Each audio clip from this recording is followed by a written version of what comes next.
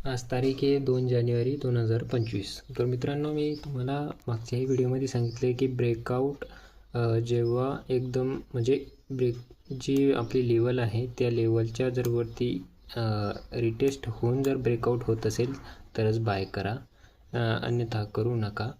कारण आता जे मार्केटमध्ये जे इन्सायडर आहे ते खूप चांगल्या पद्धतीने आता लॉस घालवत आहे. तर तुम्ही बघू शकता इथं जी सेलिंग एरिया होता तो कवर अप करून जिथे बायर्सने जास्त पुश केलं होतं मार्केट, त्यानंतर सेलिंग नाही आली आणि नंतर ब्रेकआउट झाल्यानंतर ही जी रॅली बघायला भेटली आपल्याला ती 12 वाजेच्या नंतर भेटायला गेली होती.